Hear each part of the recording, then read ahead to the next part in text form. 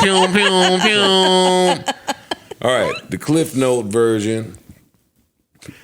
Adam wanted to make some changes to his Tuesday show. The guy on the Tuesday show is a breakout star for the network. He also has a Wednesday show, and he's got gang with him who's all on the network helping shit. Adam wants to take him off the Tuesday show, and he wants to take the Tuesday show and just the network in general in a different direction, which is more political, right-wing, white boy, retired Nazi. Well, he interviewed a Nazi, which is the cause of all of this smoke. Oh, shit. On his Wednesday show with no black people present, he interviewed a retired Nazi, Richard Spencer. He laughed at some slavery jokes. It was real uncouth and a real nasty look. Yo. The people at his network said something about it. I'm all over the place with the story. But anyway, Adam thought he could confide in Lush One about what was going on. Lush One took all the content of their conversation to the Discord and to the gang. The gang is angry at Adam. The gang all ups and leaves.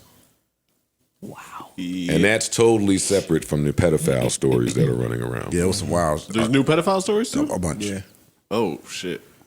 All right, I can put that one together for you really quickly if you want to hear it. I mean, yes. By all means. The floor is yours. According to Adam, Adam meets a girl online that is 16.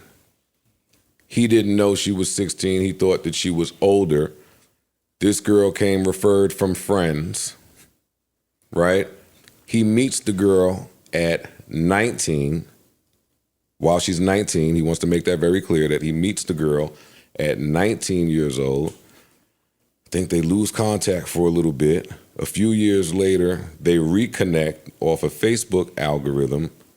Somehow they end up fucking. He stays at her mom's house. They fuck. And then years go by, and then she accuses him of rape.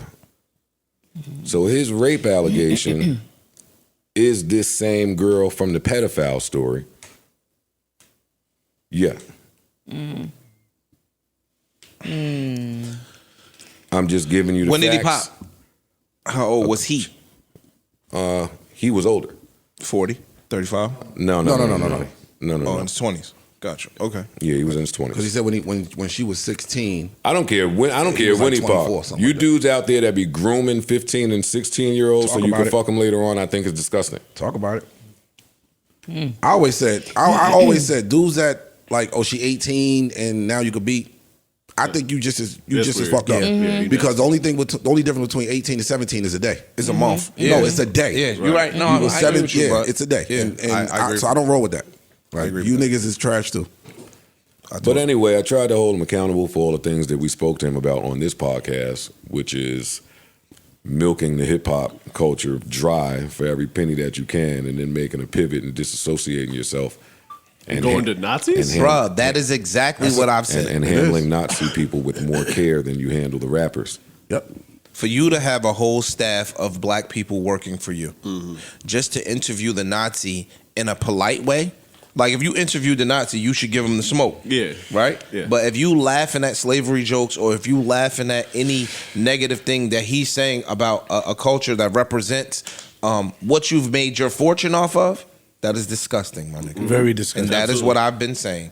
That these white people have the privilege of discarding the black culture at their leisure once they up and once they rich. But are we going to blame the black people that join him and participate in his buffoonery? No, I'm not. No. We're not going to blame them. No. I'm not. No, because at the time it Wasn't that? You don't wasn't know that, that's that person is that. Yeah, it's not, Really? he's not presenting, oh, by the way, as soon as I get on, I'm leaving all you niggas behind. Yeah, that's true. They're not going to say that. You don't know So, that. you know. You don't know that. You want to make whatever call you want to make? Yeah, for sure. You guys are crazy. You don't know that. Crazy. Why? That's crazy. It's a very nuanced story. I know it's tough to fire people, especially people that you have personal relationships with. I know that part is tough. So did they quit or did he fire No, they left. them? Oh, okay. He fired one of them. The Lush dude. Lush. He fired Lush on air. That's on YouTube. Yeah. You can see it. Everybody else left. Ice, All right, what's going on? What's going on, bro? This is my guy. I'm calling you live on the air. For those Okay, listening, we live? we live. This is AD, Ah, who was formerly of No Jumper. yes, sir.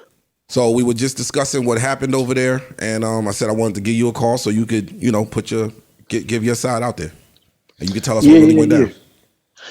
Yeah, I was listening. I was listening to Joe yesterday too. He was cooking. Thank you, man. I was on his ass. He was slow roasted, man. Oh, you went out? Nah, I mean, where should we start?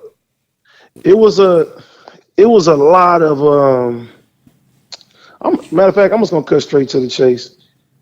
Adam, he has a real big problem with accountability. You know what I'm saying? I looked at him as a friend outside of the business. I had his back, and I feel like a lot of the reason why I was hired in the first place was, he knew my street connections, and he kind of leaned on that, and it ended up turning into like a business relationship when he seen how many people in his audience took to me. Mm-hmm. And and as time went by, as I was growing, he pushed me to start streaming. He pushed me to start doing different endeavors. And once it started, becoming successful, I felt like he kind of, started looking at me a little different. And yeah, man, then the power tripping started happening, and once you playing with the guy's livelihood and shit like that, like we sitting there looking at it like, all right, look, we got to make sure that we straight just in case. And luckily we started our own brands that were thriving, and certain deals was coming our way and everything like that. Because in a situation like this, if we was dependent on everything, man, it's like our livelihood would have been cut off. Water would have been cut off just off the, it's like you get a toy, you don't want to play with the toy no more. So I'm about to go do this over here now. And, to break it down, that's kind of like basically what it was. That's crazy. That's what I said, though. I said basically he gets the opportunity to just cut the culture off at his leisure. Right. And then he just said, yo, when you get a new toy, you don't feel like playing with the toy no more. You put it down and go get another toy. Hey, D, you got any examples of this power tripping that you think was going on over there? Yeah, it was all right. So for instance, when the house phone situation happened, he was getting a lot of like backlash for it, and we was telling him privately like, hey, you're wrong for this, and then we went publicly on the show that we got, and we was telling him like, hey, no, we don't fuck with that. And I guess he was like, super stressed out about everything, and we was on his ass about it. And he was just like, hey, I'm thinking about cutting all the shows off. We like, what you mean cutting all the shows off? He was like, yeah, I don't know. Like, I don't know about doing this no more. And, I feel like cutting this. And we like, you just going to cut everything off because the heat is on you? But when the heat is on one of us, like, it's all cool. It's all fair game. Like, we like, shit like that. Have you spoke to him since, though? I spoke to him. Yeah. I mean, like, look, I'm going to keep it real. Just off the fact that, what I'm saying, he put me in the game. He showed me a new way, man. I'm able to take care of my family and do something differently. Like, I ain't got no bad blood. Like, Look at that real nigga sentiment that some other people out there clearly are lacking. Yeah, I don't wish no bad on him. You feel me? If he needs me, I'm still here. He could call me and talk to me and stuff like that. Like, I'm cool. It's just, just it is what it is. Yeah. Was the interview with the dude and all the stuff that surrounded that like the straw that broke the camel's back? Oh, Richard Spencer? Yeah. Yeah, that was kind of like the timing of everything, and the timing of everything was just crazy to me. So, what was the timing? Well, like, what was the link between that and what transpired? A week. Literally a week. So, I wasn't familiar with at the time. I wasn't familiar with like Nick Fuentes like that. And it was discussed that he was going to come on the platform and everything. Somebody suggested that, hey, I'll be in on an interview. And I thought, like, what I'm saying, I can just talk and, try to get the issues out and stuff like that. And I didn't think I did a good job when it came down to the interview because I felt like kind of that was above what the research that I didn't even do. And once that happened, man, I just felt like I let my people down. And I told myself, I was like, you know what? If anybody like that comes on the platform, I'm gonna do my due diligence and make sure that I take out the time to get the facts right and be able to, like, you know, properly debate them. And once, you know, Richard Spencer came over there, I think Adam tried to like pay Van Lathan to sit with him, and Van was like, I ain't sitting with him. And I know people suggested other people to sit with him, and you know, like he didn't want me to sit in there. He didn't want other people to sit in there on the platform. And once I seen it, you know, a lot of people was calling me, Van included, was like, hey, what's up with this? You got 3 white guys, you know, you got two white guys talking to a supposed reformed neo-Nazi, and they ain't giving them no pushback. They ain't talking about the issues and everything. You know what I'm saying? It's like, I felt like at that point, I'm like, you know what? That ain't cool. Just because I'm on this platform, I ain't about to just, you know, tuck my tail if I see some type of shit wrong. And I'm like, you know, so I went on my show on Wednesdays that on his platform, and I said, you know what? I'm holding you accountable, Adam. Anybody that don't like our people, don't fuck with us in any type of way. Hey, you feel me? You got a lot of minorities that work here and shit like that. I'm not fucking with that. I'm disappointed in this, and I ain't telling you how to run your platform, but you need to be more mindful. Mm-hmm.